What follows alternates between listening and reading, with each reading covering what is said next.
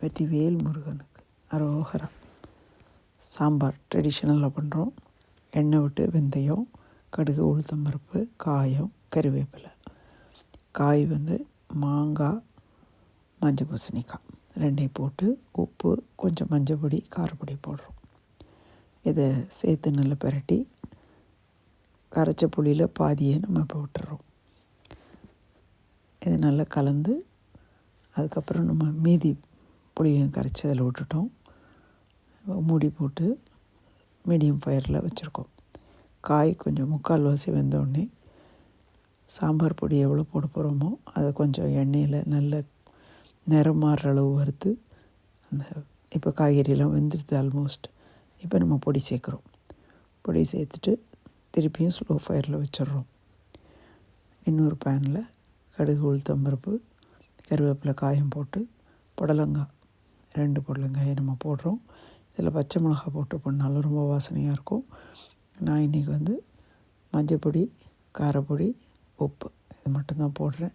இதை நல்லா பிரட்டி சாட்டே பண்ணி ஒரு மூடி வச்சு மூடிட்டாக்க ஸ்லோ ஃபயரில் இருந்தால் அது சட்டுன்னு வெந்துடும். கொஞ்சம் முத்தலான புடலங்காய் இருந்தால் கொஞ்சமாக தண்ணீர் தெளித்து வேக வைக்கணும்.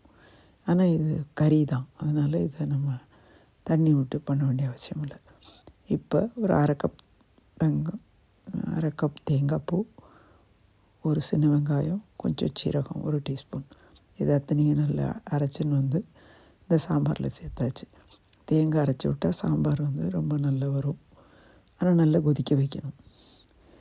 ஸோ இப்போ இது நம்ம கொஞ்சம் நல்லா கொதிக்க வச்சிட்டோம்னாக்க தேங்காய் சேர்ந்ததுக்கப்புறம் நம்ம வேக வச்ச பருப்பு இதில் சேர்க்க போகிறோம். துவரம் பருப்பு தனியாக வேக வச்சு குக்கரில் வச்சுருக்கோம். இப்போ இது உடனே நம்ம அதை ஆட் பண்ணுறோம். தேவையான அளவு நம்ம ஆட் பண்ணிக்கலாம். இப்போ நல்ல கன்சிஸ்டன்சி சேர்ந்து நல்ல ஒரு கொதி வந்துடுதுனாக்க ஒன்று போல் எல்லாம் சேர்ந்து வந்துடும். இந்த சாம்பார் நீங்கள் இந்த மாதிரி கொதிக்க விட்டு இறக்கிட்டிங்கன்னா இது காலையில் வச்சா சாயங்காலம் வரைக்கும் கிடது. நல்ல ஒன்று சேர்ந்து வந்துடும். 5-6 பேருக்கு போதுமான அளவு சாம்பார் நம்ம இப்போ தயார் பண்ணிட்டோம். ரொம்ப வாசனையாக இருக்கும். இப்போ மூடி வச்சிடலாம் நம்ம. அடுத்ததாக நம்ம புடலங்காய் கறி பார்க்குறோம். அது வெந்துடுது.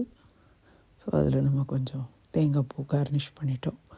நம்மளோட சமையல் ஆகிடுது. Hope you like this video. Thank you so much.